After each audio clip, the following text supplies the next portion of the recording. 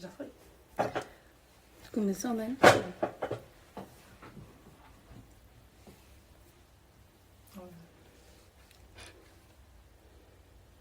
A gente troca e coloca.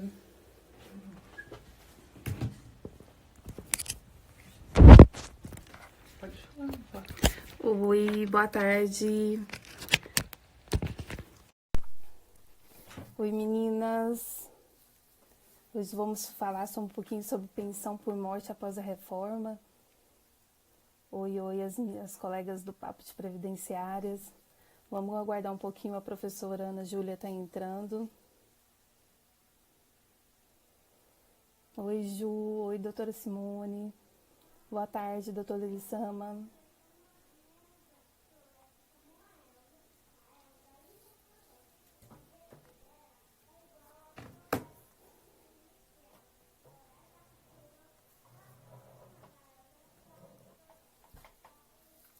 Então, gente, hoje a gente vai falar um pouquinho sobre a pensão por morte. O que mudou após a reforma, né? E para isso a gente vai ter, né, eu sou até suspeita, a professora Ana Júlia, que praticamente é mestre no assunto, né? Para estar dando altas dicas para nós. Vamos só aguardar um pouquinho, que ela deve estar para entrar, para a gente iniciar esse papo hoje. E também vale lembrar que a gente também provavelmente vai estar postando uma próxima aula agora, tá? E aí eu quero todo mundo, né, entrando no nosso canal, que vai ter várias dicas legais também agora sobre vários temas, e vale a pena conferir, viu, gente? Só mais um pouquinho que ela deve estar já conectando. Ah, a professora acabou de entrar. Espera que eu já vou fazer assim. Professora, solicita.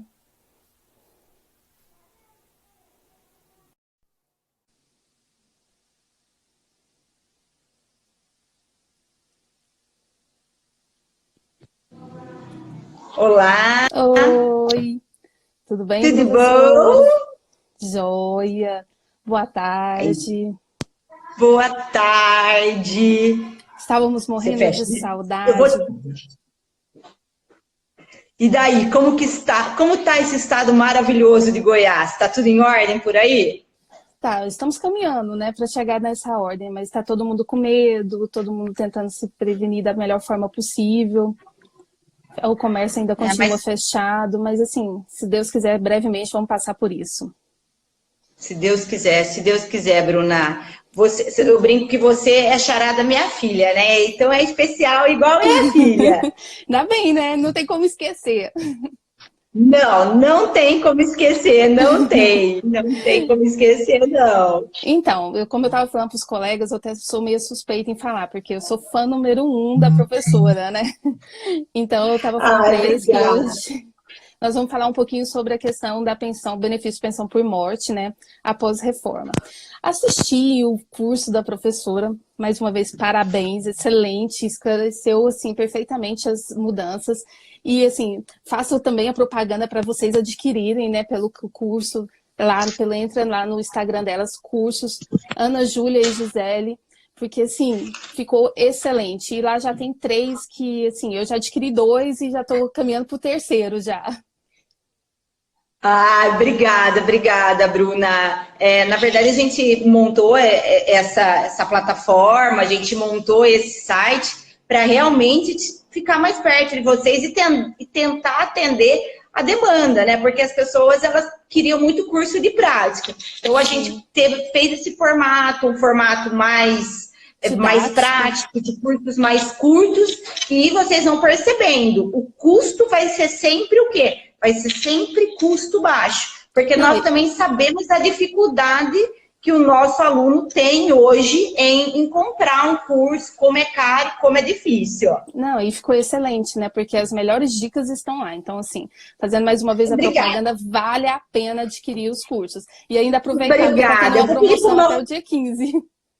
Até dia 15 tem, e semana que vem já tem outro lançamento, que vai ser um dos meus requerimentos administrativos, né? Como montar o processo administrativo. Então, eu fiz aí um curso bem prático para vocês mesmo, que vai mostrar o passo a passo aí de como montar a documentação certinha, de como montar o processo para ele ser processado. Mas eu agradeço muito a referência, a propaganda, não tem melhor propaganda de quem tá assistindo. A Flaviane, um beijo, minha aluna está sempre com a gente. Muito obrigada, então, viu? Para a gente então começar, eu vou pegar um gancho do curso que eu assisti. Eu percebi lá e achei super legal que lá eles dividiram, a professora acabou, gente, dividindo a questão da pensão por morte em duas situações. Uma antes da reforma e a outra após a reforma. Então, quando o nosso cliente chega no escritório, ela deixou essa dica bem clara. O primeiro passo é verificar a data do óbito, para a gente ver em qual dessa situação, né, professora, eles vão se enquadrar.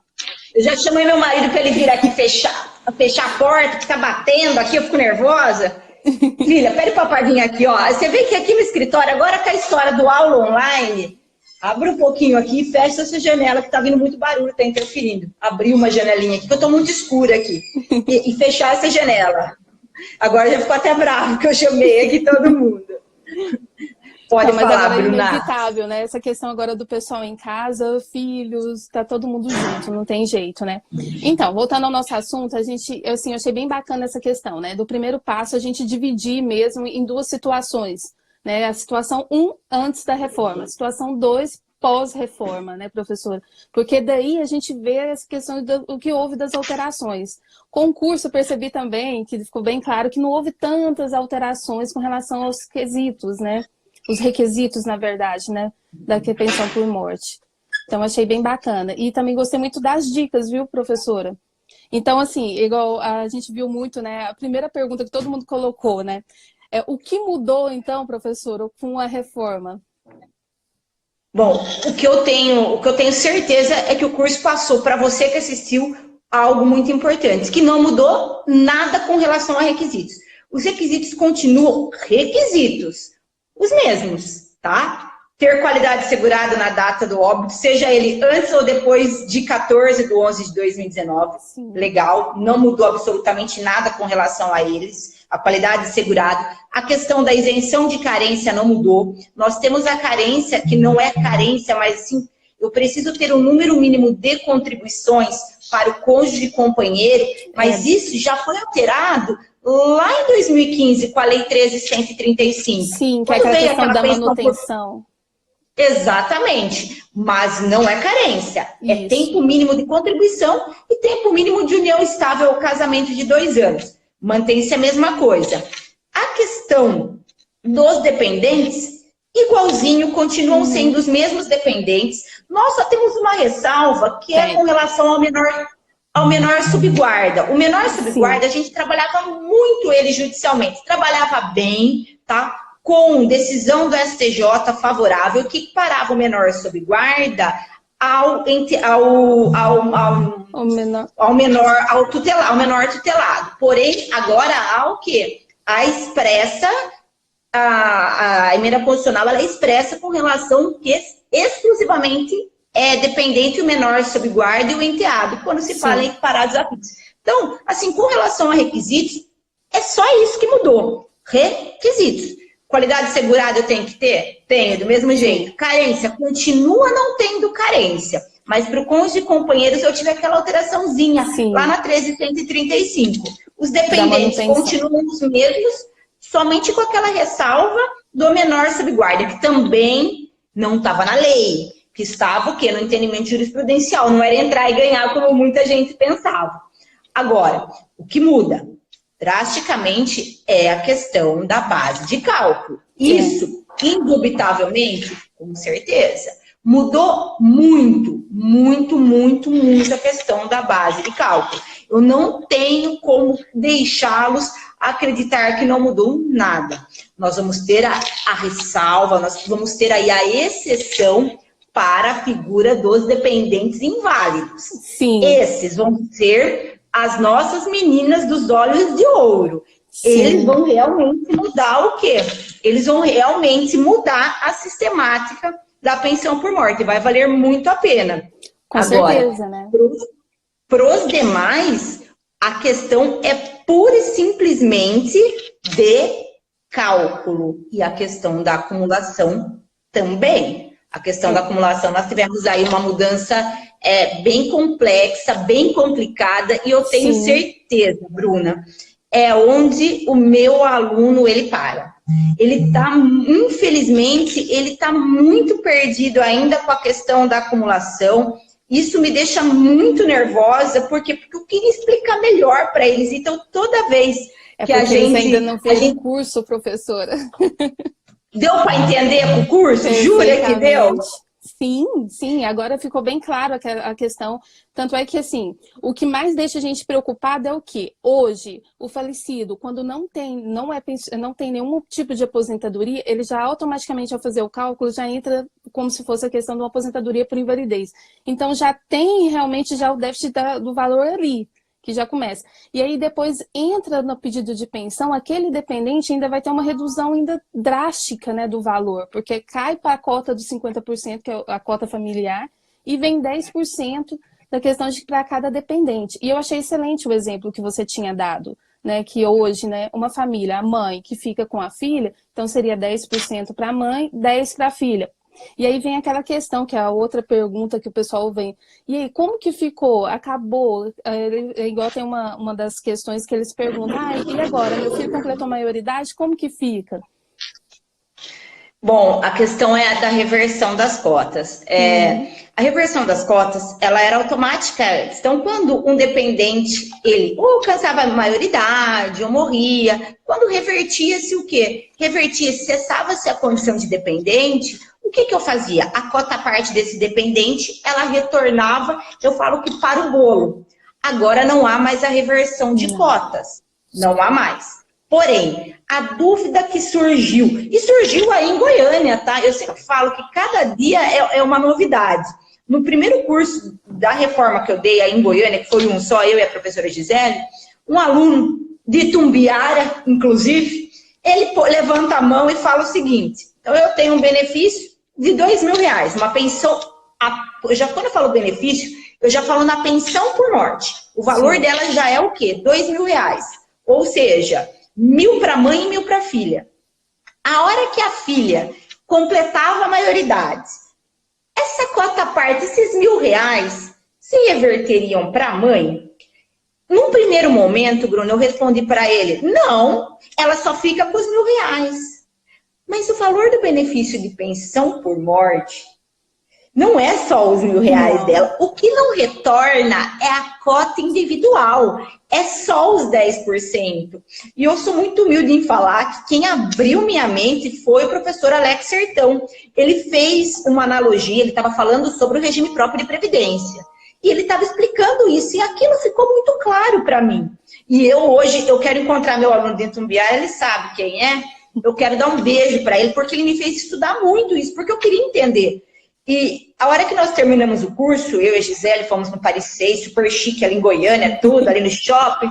E a Gisele falou, Ana, você falou para ele que não voltava os R$1.000, mas eu acho que volta. Eu falei, Gisele, eu acho que não. E ali a gente começou a discutir. E como a gente discute muito caso prático, eu discuto com os meus alunos, ontem teve uma pergunta que eu falei, eu não sei. E a gente não sabe muito, Bruna, porque hoje a gente não tem muitas respostas. E é muito importante que vocês saibam que tem coisa que eu não tenho resposta. Tem coisa que a gente vai o quê? A gente está indo por direcionamento, a gente está indo pelo que a lei fala, a linguagem hoje da emenda constitucional é muito o quê? Ela é muito crua, eu preciso da regulamentação, eu vou procurar... hoje eu uso a portaria 450 para ver como o INSS vai o quê? Ele vai desbravar isso. E a questão da reversão é uma delas. Hoje eu li de novo. Hoje, além de eu ler a lei, porque eu leio sempre o artigo 23 e 24 da lei, quando eu venho falar de pensão por morte, e por mais que eu já fale disso, eu acho que eu já fiz várias lives falando sobre pensão por morte, muitos de vocês me acompanham nisso.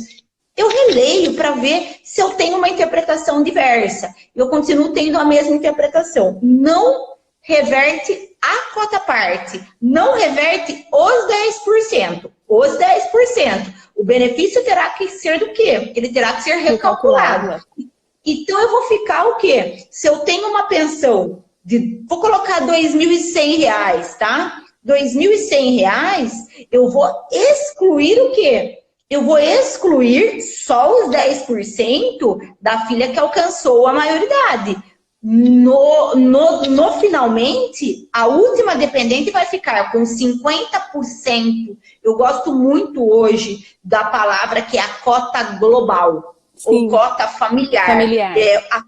A portaria, ela fala em global. Eu achei muito chique, cota global. E depois a gente fala em 10% por cada dependente. Então, eu achei muito interessante a palavra global. A global é sua. A global é sua, da família. E os 10% também é seu. Agora, os 10% dela, eu não vou comer esses 10%. Por quê? Porque ela está fora. Isso. Então, esse é o entendimento. E, por favor, pode ser que a hora que sair a lei, fala que não tem recálculo, que acaba ali, pronto, acabou. Sim. Mas esse é o meu primeiro entendimento, tá? Desse recálculo. Que não tem a reversão, não tem. Mas não é que não tem a reversão de tudo. Não tem a reversão da cota parte. Da cota individual e não da parte que foi rateada. Não da parte que foi rateada. O benefício de pensão por morte é 50% de cota global ou e mais família. 10% por cota individual. Então, aí que nós vamos analisar. E a gente pega vírgulas. Esses dias eu fiz uma live com uma outra pessoa e ele me falou, mas eu acho que só reverte o do dependente inválido. Eu li também a questão do dependente inválido de 100%. Realmente, surge um ponto de interrogação com relação a isso. Porém, vamos o quê? Vamos aguardar o quê? Como vai ser a regulamentação. Eu sou sincera, não tive nenhuma pensão por morte concedida após a reforma da Previdência para eu ter base. Eu estou aguardando. Eu tive uma protocolada em 14/4, o óbito é de 14/4, e eu estou alucinada. Eu tive concessões de pensão depois da reforma, mas fatos geradores anteriores a 14/11. Eu estou alucinada para ver a primeira carta de concessão, inclusive se tiver mais dependentes habilitados. Eu estou muito, muito ansiosa. E óbvio que eu vou dividir com vocês assim que acontecer. Com certeza. Professora, veio uma pergunta para nós, perguntando assim, o CAT interfere na carência no momento da pensão por morte? Bom, muito bem. O CAT hoje, né, a comunicação de acidente de trabalho, a configuração de um benefício acidentário, hoje é maravilhosa. Por que é maravilhosa? Se o segurado não era aposentado, por óbvio, se ele teve uma CAT aberta, ele não estava aposentado ainda na data do óbito. Ele morre em virtude de um acidente de trabalho. Só que foi o quê? Qual vai ser o tipo de aposentadoria por incapacidade que ele terá direito? Por incapacidade permanente e acidentária. Então, esse segurado, ele não vai sofrer o quê? Ele não vai sofrer essa dupla perda. Porque ao invés dele ter 60% e mais 2% do que exceder os 15 anos para mulher e os 20 anos para homem, o benefício de aposentadoria por invalidez ou aposentadoria por incapacidade permanente dele será o quê? 100%. Será de 100%. Daí nós vamos ter os 50% de cota global, mais 10% de cota familiar. Mas vai ser aposentadoria por incapacidade permanente acidentária de 100%. Então, além de não ter carência mínima, porque não tem nenhum benefício, a pensão por morte já não tem carência, mas ela vai ter uma influência gigante na questão do valor. Do cálculo. Vai ser muito positivo. Obviamente, eu falo que ninguém quer que morra, né? Mas se morrer, nós temos que tentar o melhor benefício para o segurado, ou melhor para o dependente. Né? Outra pergunta, certeza. Professora, se a ex-mulher receberá pensão. Essa já... concurso já ficou extremamente claro, né? Que sim. Bruna, você sabe que eu tenho um grande defeito, né? Eu acho que se eu fosse advogada de família, eu estava feita. Porque eu sou muito curiosa. E sou fofoqueirinha também, viu? Então não contem muito segredo para mim. Já falo, essa é uma grande verdade. O que acontece? A ex-mulher, ela tem direito? Ex-mulher que recebe o quê? Que recebe alimentos. Está na lei, está no decreto. Está no decreto 3.048, no artigo 108. Ela concorre em igualdade de condições com os dependentes do quê? De primeiro grau, de primeira classe. Ou seja, sua ex-mulher vai concorrer em igualdade com o quê? Com a sua esposa atual e com seu filho menor de 21 anos, desde que ela receba alimentos. Isso é importante? Sim. Sim. Entendam, os alimentos não para a mulher, os alimentos para quem? Os alimentos não para a filha, mas os alimentos para a mulher, tá? Agora, muitos me perguntam, Ana Júlia, eu abri mão da pensão. A IN77, ela fala o quê? Ela fala que se você comprovar ajuda financeira de qualquer espécie, equipara-se à pensão alimentícia. Minha sogra não deve estar assistindo hoje, meu sogro eu sei que não está aqui, que não pega no Instagram. A sogra agora está pensionista, já está tudo certo, tá com a vida ganha, só falta um namorado. Se tiver alguém aí de Goiás, um fazendeiro, tá? Fazendeiro que gosta de sertanejo, gosta de cervejinha, tem a sogra lá. Agora ela já é pensionista, o companheiro dela faleceu, mas a gente brincava que tinha uma grande possibilidade dela ficar com a pensão do meu sogro, ex-marido dela. Por quê? Porque as contas da casa ainda estavam no nome deles. Eles eram divorciados, separados há mais de 30 anos. Jorge tem 40, fazia muito tempo já que estavam divorciados, mas tem muita conta no nome. Ela era dependente do plano de saúde dele ainda. Ela pagava o plano, mas ela era dependente dele. Ninguém sabia que era ela que pagava, ela estava como dependente.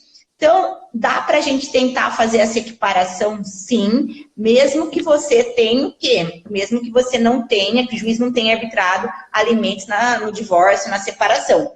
Mas tem que provar o quê? Ajuda financeira ou econômica sob qualquer forma. Importante, ajuda econômica não quer dizer dependência exclusiva econômica, tá? São duas figuras diferentes. Isso é muito importante. Nessa mesma linha de raciocínio, a amante é dependente? No meu entender, não. No meu entender, a amante, a concubina, aquela que é impossibilitada, né, de contrair o casamento, uma vez que o segurado da Previdência é casado, não. Porém, essa decisão está sobrestada no STF há bastante tempo para saber se o concubinato de longa duração ele tem implicações previdenciárias. No meu entender, não.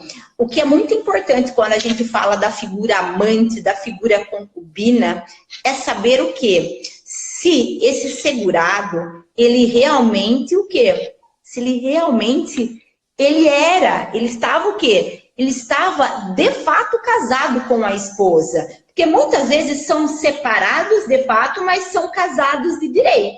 Daí eu tenho uma outra figura. Eu tenho a figura da ex-mulher de fato e que tem o quê? Uma companheira que não seria amante. Então, eu falo que o divisor de águas aí é saber quem é quem. Quem é quem? Porque muitas vezes não é amante. Às vezes é uma companheira, tá? Que está vivendo uma união estável com um homem que é casado no papel, mas está o quê? Separado de fato há muito tempo.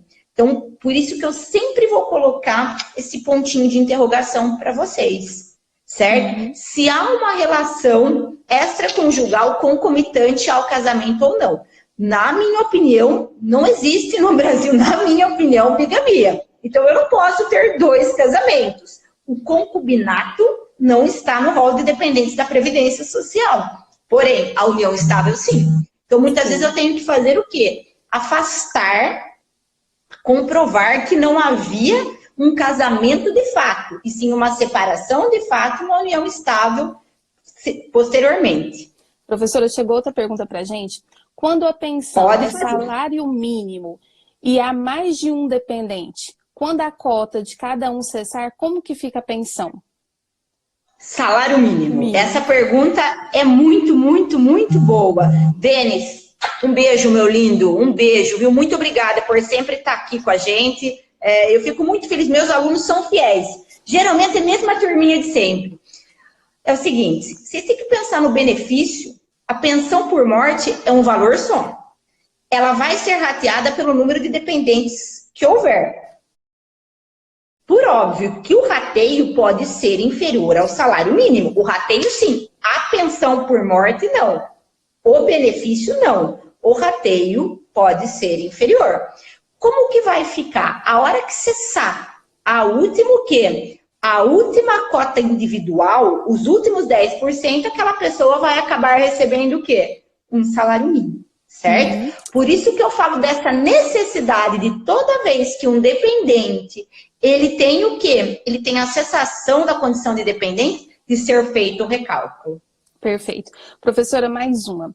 Posso acumular aposentadoria e pensão por morte? Pode. Acumular, pode. Nós temos uma vírgula, hoje, que é a pensão por morte de cônjuge. Se você receber pensão por morte do seu pai, por exemplo, você pode receber as duas coisas.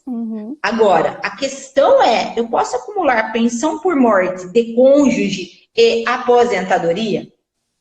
Se os dois fatos geradores tiverem ocorridos até 13/11/2019, não há óbice algum. Os dois fatos geradores anteriores a 13/11/2019. Porém, se houver a ocorrência de um dos fatos geradores a partir de 14/11/2019, nós vamos ter a regrinha de acumulação. A regrinha de acumulação está no artigo 24 da Emenda Constitucional 103. E é o que eu falo. Foi a maior dificuldade que eu tive, Bruna, e eu sei que a maior dificuldade dos meus alunos também é identificar essas regras. Porque eu brinquei com vocês da minha sogra, mas qual foi a primeira pergunta da minha sogra? Posso parar de pagar? Porque eu já sou pensionista. Será que vale a pena eu continuar pagando a contribuição previdenciária para me aposentar futuramente? Eu olhava aquilo, eu não tinha resposta. Eu li o artigo 24 e falava, meu Deus, o que eu vou falar para essa mulher? E assim, o primeiro problema acontece na sua família, para falar que é ruim, que o advogado é ruim. Você sabe disso, o negócio é complicado. É tenso. E fomos nós tentar entender. A pessoa que melhor explicou isso num post de Instagram foi o professor Sérgio Gerones. O benefício mais vantajoso, que o dela é uma pensão por morte de aproximadamente 3 mil, está garantido. Nós vamos mexer o quê? Nós vamos ter uma redução por faixa salarial, por faixa de salário mínimo, com relação ao benefício menos vantajoso. O que eu explico nos meus cursos? Vocês fizeram online, mas quem tem oportunidade de fazer presencial óbvio, é até mais palpável. Eu nunca vou abandonar meus cursos presenciais, porque é uma emoção diferente. Eu consigo sentir no rostinho de vocês que vocês entenderam. Eu vou pegar o benefício e vou dividir ele em salários mínimos. Então, uma pessoa que recebe R$ 3.500, tem um benefício de R$ 3.500, eu vou fazer o quê? Um salário mínimo inteiro, 2 salários mínimos inteiros, 3 salários mínimos inteiros. O quarto salário mínimo que vai ser rateado, que vai ter fatiado. E eu vou, a partir daí, aplicar o quê? Aplicar os percentuais. O primeiro salário mínimo está garantido. Ou seja, se a minha sogra recebe uma pensão por morte de 3 mil e ela for se aposentar com salário mínimo, não vai mudar nada. Agora, se ela for receber uma aposentadoria de 3 mil, daí nós vamos ter o quê? Daí nós vamos ter que realmente, ou melhor, se ela recebe 3,5 de pensão e vai receber uma aposentadoria de 3 mil, que é menos vantajosa, nós vamos ter que aplicar os percentuais. No segundo salário mínimo, é 60%. No intervalo do segundo para o terceiro, 40%. Do terceiro para o quarto, 20%. Do quarto para o quinto, 10%. O máximo que o segurado vai receber no menor benefício, no menos vantajoso, é 2.400 e pouquinho, tá? Então, 44, é pouca diferença. 44, 45. Então, o benefício menos vantajoso, ele vai ter, sim, o quê? Ele vai ter uma redução. Mas eu quero deixar muito claro para vocês, eu falo sempre isso, o que acontece se ela fosse receber um auxílio-doença? Gente, a regra de acumulação é de pensão com aposentadoria, e não de pensão com auxílio-doença, e não de pensão com auxílio-acidente. Então, eu tenho outros benefícios, não de pensão com salário maternidade, não de pensão com auxílio-reclusão. Então, eu tenho o quê? Se bem que hoje eu não posso mais receber pensão e auxílio-reclusão, teve uma mudancinha ali. Mas mesmo assim, o auxílio-doença, que é o benefício mais pedido atualmente, ele tá o quê? Você vai receber inteirinho, acumulado com a pensão por morte. A questão é acumular pensão de cônjuge e aposentadoria. Uma pergunta que eu vejo muito recorrente, eu não sei se chegou para vocês, eu posso receber pensão do meu pai e pensão da minha mãe? Meus amores, pensa na Bruna. Eu recebo isso todo dia. Eu quero que vocês pensem na Bruna, minha filha. Ela vai fazer 7 anos. 7 aninhos. O Jorge morre. Ela é dependente dele? Sim. Morreu quem? O pai dela. Se morreu o pai dela, ela vai receber a pensão em decorrência do óbito do seu pai. Ela é filha menor de 21 anos. Passou a receber a pensão. A dependência econômica é o que aqui de primeira classe? É presumida. Continua sendo presumida. Agora morre a mãe dela. O que a Bruna é em relação a mim? Filha menor de 21 anos. Não tem regra de acumulação. A dependência econômica dela com relação a mim é presumida. Ninguém vai querer ver se ela recebia outra pensão ou não. Ninguém vai avaliar essa questão. Muito bem. A regra de acumulação, se vocês lerem o artigo 24, é muito claro. Pensão por morte de cônjuge. Não fala de pensão por morte de pais, de filhos. Então, a gente trabalha numa situação ali de bastante dúvidas dos nossos alunos, porque todo mundo fala, claro que pode. A acumulação é exclusivamente porque, é o meu entender, aqui em casa somos o arrimo de família Ana Júlia e Jorge. 2 pessoas contribuem para a Previdência. 2 pessoas têm renda. Se uma delas morrer, eu vou ficar com a aposentadoria e com a pensão, mas ele já morreu. Ou seja, ele já não dá aquele gasto de 100%. Esse é o entender, eu acho, que de quem fez a lei, né? Você não vai precisar ficar com os 2 de forma inteira. Então, vai vir o quê? Vai vir essas regrinhas de acumulação. Uma coisa eu deixo muito claro para o meu aluno. Hoje, isso não é um problema. Porque hoje, a maioria, pelo menos dos meus clientes, eu tenho a pensão mais alta do homem, porque geralmente o homem morre antes. A pensão mais alta. E ela aposentando com o salário mínimo, não muda nada. Daqui 15, 20 anos, onde eu e o Jorge vamos nos aposentar e um deles vai morrer, que tem rendas iguais, homens e mulheres, com o mesmo proveito econômico, nós vamos ter um impacto gigantesco. Não é hoje. Bruna, hoje é muito fácil de analisar essa questão. Hoje é muito fácil de dar respostas, mas depois não. Depois a coisa vai ficar Professora, preta, com toda certeza. Temos mais uma pergunta. Pensão por morte de bisavô, que cria 2 bisnetas menores, mas não possui a guarda, é possível? Então, ele precisa fazer a tutela, na verdade, né? Porque hoje a guarda já é o quê? Já é um instituto extremamente fraco. Então, se ele quer trabalhar com resguardo, isso falando em regime geral, tá, gente? Vai atrás da tutela, como diz a professora Gisele, são institutos tão próximos, tenta o quê? Tenta, se você quer regulamentar isso, vamos tentar realmente acertar essa questão aí, que eu acho que vai dar maiores garantias para os bisnetos aí. Mais uma. Quando eu vou requerer o benefício de pensão no INSS, coloco primeiro a esposa e automaticamente vai para os filhos, ou faço o pedido separado de cada um? Você vai habilitar os 2 dependentes. Os 2 dependentes. Inclusive, no meu entender, em 2 pedidos o quê? Em 2 pedidos diferentes. São 2 requerentes. São 2 dependentes. Eu tenho dependente, filho menor de 21 anos, e eu tenho o quê? A cônjuge. Então, não deixem do quê? De fazer 2 pedidos diferentes. Até porque um pode ser indeferido. Tá? Por algum motivo pode ser indeferido. Então, você já está garantido o segundo. Sempre façam 2 pedidos diferentes, juntem tudo. Eu falo que a vida me ensinou muito quando eu trabalhava mesmo no balcão, quando a gente ia para a agência do INSS.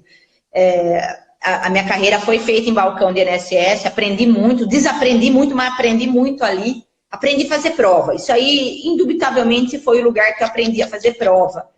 E como que a gente via? Muitas companheiras, cônjuge não, companheiras perdendo direito, uma vez que o servidor perguntava se ela tinha prova, ela dava certidão de nascimento do filho.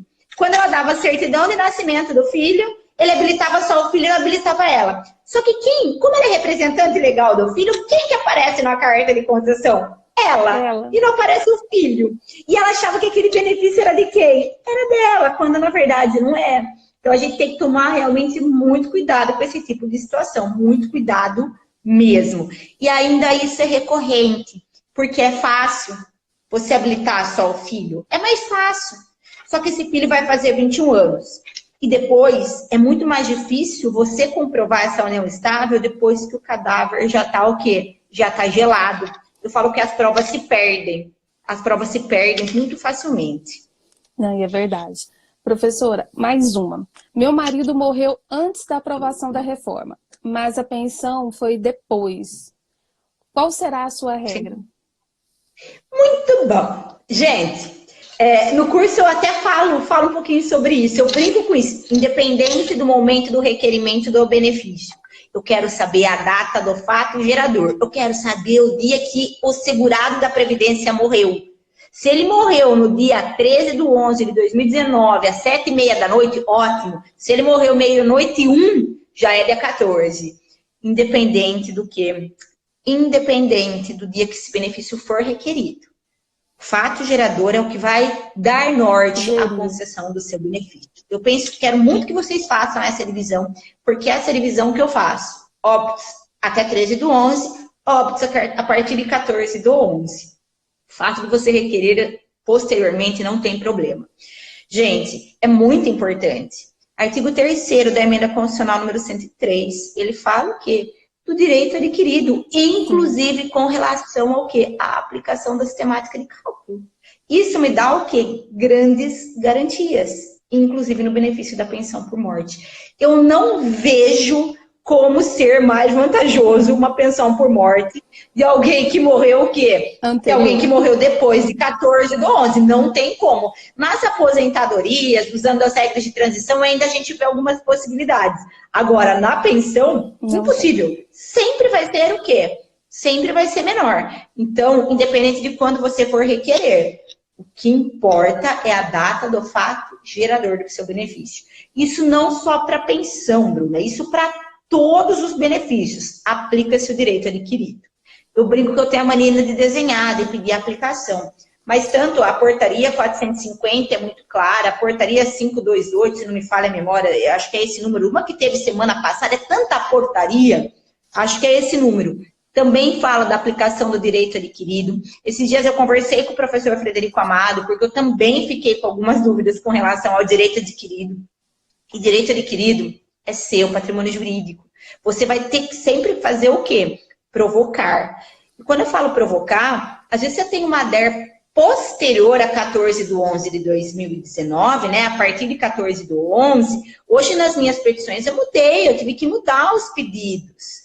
Por quê? Porque se é posterior a 14/11, né? A ADER, eu tenho que pedir para que se aplique o quê? O artigo 3º, porque às vezes o magistrado também está com os olhos meio vendados, a gente tem que dar uma acordada neles com isso, tá?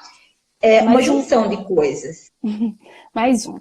Um filho inválido recebe pensão da mãe. Entretanto, quando ele completou 21 anos, o INSS cessou. Devo dar entrada no INSS ou na Justiça? Você deve... Primeira coisa, provavelmente esse menor não foi habilitado como filho inválido. Provavelmente esse menor ele foi habilitado como o quê? Filho menor de 21 anos. Certo? Então, o que você tem que fazer? Você vai ter que fazer um requerimento no INSS pedindo que a reativação do benefício na condição de filho inválido. Filho inválido ou filho que apresente deficiência intelectual, mental ou grave. Porém, para isso, você vai ter que juntar provas. Ou melhor, você vai ter que orientar o seu cliente na hora da perícia a levar provas que mostrem que antes do quê? Antes do fato gerador óbito, esse filho já era o quê? Já era inválido, que essa invalidez não ocorreu após o óbito, tá? Não faça direto na justiça, exceto se o INSS tenha cortado a pensão de forma abrupta e era concedido como filho inválido ou deficiente. É imprescindível passar pela perícia médica. Agora, uma dúvida da maioria dos segurados que já recebem pensão. Recebo pensão por morte. Vamos diminuir o meu benefício com a reforma da Previdência? Olha, você já recebe a pensão, não vai mudar em nada a sua pensão. A influência que nós vamos ter aí é com relação à sua aposentadoria, se futuramente você vier a se aposentar. Daí nós talvez tenhamos o quê? Uma redução se o seu benefício for o quê? Superior ao salário mínimo. Agora, se a gente trabalhar com auxílio, com uma pensão de salário mínimo e uma aposentadoria de salário mínimo, ó, tá tudo igual, tá tudo resguardado. Não vai ter maiores problemas. Bruna, eu sempre brinco que quem paga salário mínimo nunca perde. Nunca perde. Esse aí, ó, pode acontecer o que for, pode ganhar pouco, mas faça chuva, faça sol, é o benefício que ele vai ganhar. Todos os tipos de flexibilização, tudo está voltado ao benefício de salário mínimo. É muito triste falar que na velhice você vai o quê? Muitas vezes saber que você vai ter que sobreviver com salário mínimo, porque é isso que muitas vezes é o que a Previdência nos reserva. Inclusive porque muitas vezes a gente pagou sobre isso também, é a regra da contrapartida. Exatamente. Professora, lá no curso falava uma coisa que eu achei que foi uma das dicas de ouro, principalmente agora nessa questão da pensão, que é a habilitação prévia do inválido. Eu achei aquilo muito bacana, porque é uma forma de resguardar a questão do valor da pensão. Eu queria que a gente falasse um pouquinho disso, porque uma das perguntas foi até sobre isso. A pensão advinda, como seria a habilitação de um filho inválido ou com deficiência, e quando fazer isso? Então, essa é uma questão que também chamou muito minha atenção quando saiu a emenda constitucional 103, né? Porque na PEC também não falava nada disso, a emenda veio com muitas nuances, e quando veio a habilitação prévia, aquilo assim, você imagina, eu dou aula há 12 anos, comecei a dar aula em 2008, eu trabalho com previdência, agora vai fazer, eu volto sempre uns números, 99, vai fazer 21 anos. E a vida inteira eu falei o seguinte ditado: não tem como eu deixar o quê? Não existe herança de pessoa viva e não existe habilitação de pensão por morte, tá? Para dependente, de segurado vivo. Sempre falei isso, não tem como eu habilitar previamente. Sim. Porque muita gente sempre procurou o escritório querendo o quê? Ir no cartório, fazer declaração. Falava, gente, não adianta nada. Vai ser analisada a questão da deficiência ou da invalidez do seu filho, a época do quê? Do seu óbito. Vai passar por perícia, não tenho como deixar resguardado nenhum direito.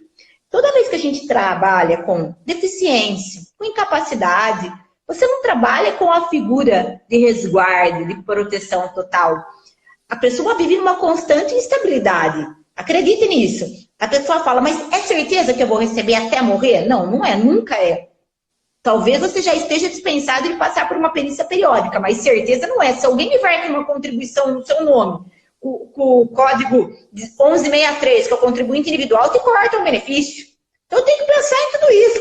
Provou que você estava trabalhando. Quando apareceu a questão da habilitação prévia, eu olhei e falei assim, acabou meu discurso. Não vou deixar pensão para ninguém. Eu posso habilitar um dependente, sim, um dependente inválido. E entenda a palavra. Eu venho batendo muito em cima disso, né? Porque a gente falava muito do filho inválido. E o artigo 23, ele traz o quê? O dependente inválido. O dependente inválido, eu penso no cônjuge, eu penso na companheira, eu penso em tudo isso.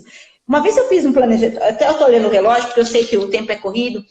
Eu estava fazendo um atendimento no escritório de um planejamento previdenciário, mas isso há muitos anos atrás, Eu dava um curso que chamava Direito Previdenciário Consultivo. E eu estava fazendo, hoje todo mundo já chama de planejamento, então eu estava fazendo uma análise contributiva do assegurado. Era uma assegurada que já tinha sido vitimada por 2 cânceres e ela pagava uma contribuição razoável para o INSS. Eu falei que não valeria a pena ela pagar tudo aquilo por conta do mínimo divisor, expliquei, ela já tinha bastante idade, já estava próxima de se aposentar aos 60, e que não valeria a pena. Daí o marido interrompeu a conversa e falou, não, vamos ser bem objetivo, doutora. A senhora está falando da aposentadoria por idade, mas eu quero pensar, por invalidez não tinha jeito, porque os cânceres dela já tinham sido pré-existentes, então ela estava pagando ali em torno de 4 anos a mais, faltava 4 ou 5 anos para ela completar a idade, Mas todo o período dela era anterior a julho de 94. Então, ia ser salário mínimo. Ela falou, não, eu quero ser direto. E se ela vier a falecer? Eu preciso saber se ela vier a falecer, nós temos filhos, só que eu olhei e falei, puxa, ele tá matando a mulher. E eu fiquei brava, fiquei irritada na hora. Depois não, depois eu me acalmei. Ele queria ver ter contribuições maiores para ficar com uma pensão mais vantajosa. E quando apareceu essa figura de habilitação prévia, eu falei, meu Deus, o que vai ser da gente? Como que isso vai funcionar? Gente, habilitação prévia através de uma perícia biopsicossocial não está no sistema ainda, pelo amor de Deus.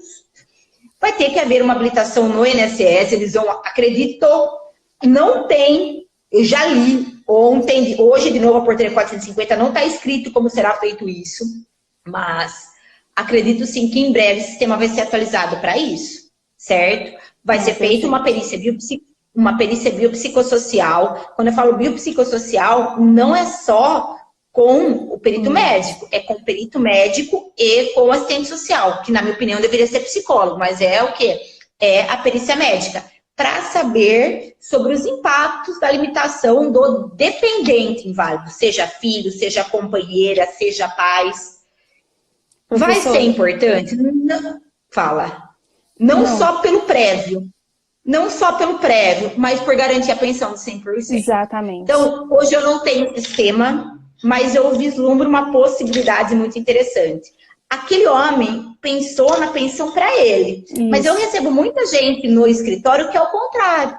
De pessoas saudáveis que estão preocupadas em falecer e como vai deixar a esposa, a companheira, o filho, que é o quê? Que é inválido. Como vai ficar a situação deles? Então, essa habilitação prévia, ela vai ser de grande valia. Na minha opinião, agora eu vou falar como advogado, eu não vou falar como pessoa. Como advogado, isso vai atrapalhar um pouquinho a nossa advocacia. Se todo mundo já for antes fazer o quê? Fazer essas habilitações. Por quê? Porque é onde que a gente ganha o processo? Quando a gente prova na justiça que tem independente inválido.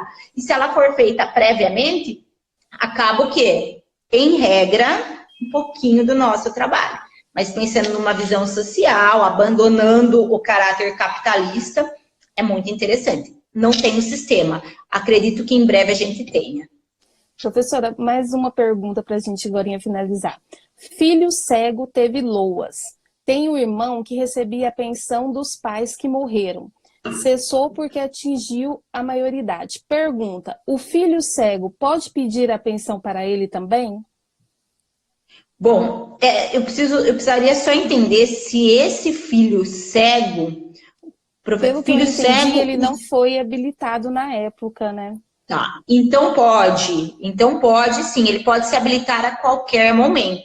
Inclusive, quando ele vai requerer o quê? A pensão por morte, ele vai ter que abrir mão do LOAS. Tem um requerimento do próprio INSS para fazer isso.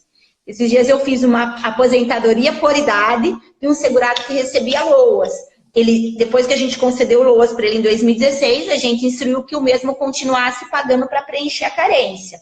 Preenchido a carência, nós o quê? Aposentamos ele. Só que daí a gente tem que pedir a cessação do benefício. Mas, obviamente, só vou pedir se for o quê? Concedido o outro. Importante nesse caso, que essa invalidez, que essa incapacidade desse filho cego tenha ocorrido o quê? Antes do fato gerador óbito. Tá? Se foi depois, daí a situação é diversa. Por isso que eu não sei se é esse o caso, mas vale a pena o quê? Vale a pena a gente tentar aí ficar com essa pensão de 100%. Professora, mais uma. Uma pessoa que ainda não aposentou, é viúva e recebe pensão, quer casar com outro viúvo, aposentado e pensionista. Nesse caso, compensa continuar contribuindo para aposentar um dia? Claro, primeiro porque o casamento dela com esse viúvo não vai mais gerar pensão para ela, uma vez que ela já é pensionista de um outro casamento. Exceto se for o quê? Vantajosa. O casamento não vai interferir no recebimento da pensão. Ponto. Agora, a questão de continuar contribuindo, nós vamos analisar a regrinha do artigo 24.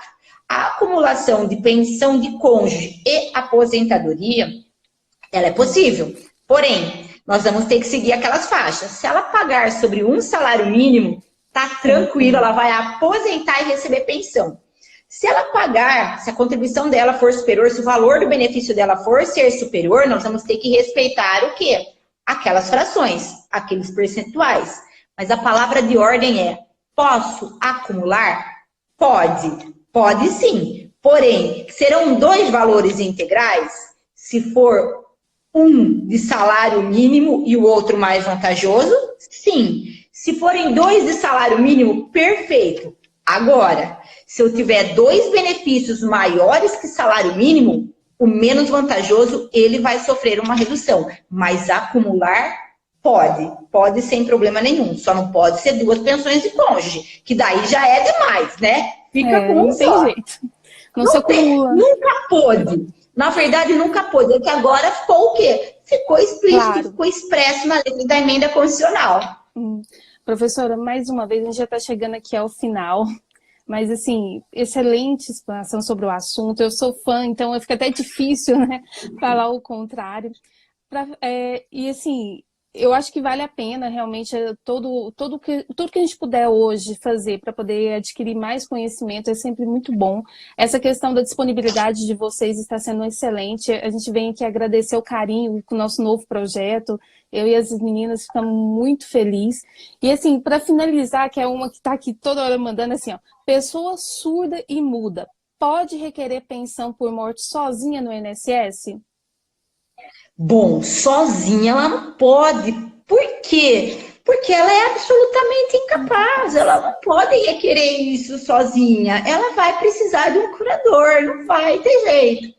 Agora, minha amiga, se for mulher, se é advogada, você já vai fazer 2 processos. Um de curatela e um para requerer o LOAS, tá? Então, tranquilo, dá para trabalhar. Mas ela não pode sozinha, porque ela não pode responder pelos seus atos sozinha. Ela não ouve, ela não fala.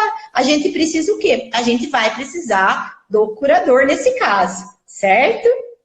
Então tá ok, professora. Mais uma vez, muito obrigada pela atenção. A gente entende assim, que o seu tempo é super corrido e a gente ficou com, assim, muito feliz quando a aceitação do convite também. Não tá, Bruninha, tá tranquila esses dias. Tá tranquila. Eu que agradeço a oportunidade. Toda vez que alguém me convida, um aluno querido, uma outra colega professora, para mim é sempre mais uma oportunidade de estar perto dos meus alunos. E eu vejo vocês passando aqui, assim, me dá uma saudade de estar na sala de aula, mas graças a Deus...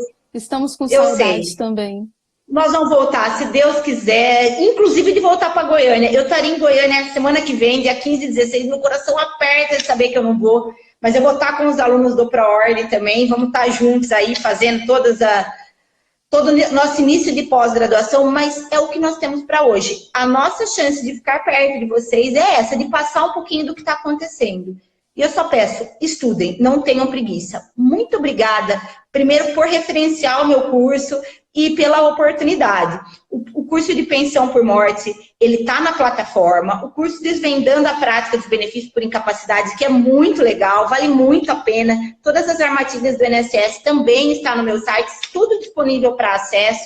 E tem o curso da Gisele, que é o da autodeclaração. É muito bom. Ela vai estar com a gente aqui dia 12, hein? Mas ela, calma, logo ela tá aí, se Deus quiser. Mas ela explica direitinho como preencher. O pessoal de Goiás que precisa aprender a preencher a autodeclaração, porque vocês têm muito rural. Eu já não tenho mais tudo isso, mas façam. O preço é sempre o quê? Acessível. Nós vamos sempre procurar fazer preços acessíveis para que vocês tenham acesso aí a um pouquinho da nossa prática. Professora, muito obrigada, viu? A gente que agradece. A gente queria que você deixasse um recadinho aí para nossas amigas do Papo de Previdenciárias. Lindas, continuem, o projeto está maravilhoso. Estudo. Estar perto da Previdência o tempo todo vai fazer com que cada vez mais a gente amplie o quê? A gente amplia essa nossa corrente de conhecimento. Hoje a gente precisa estar juntas, é isso. Vamos firme aí nos estudos e na atualização do direito previdenciário, disseminando aí o direito social e muito benefício bem concedido. Um beijo. Beijo, obrigada, professora. Obrigada, linda, obrigada. Até a próxima. Até!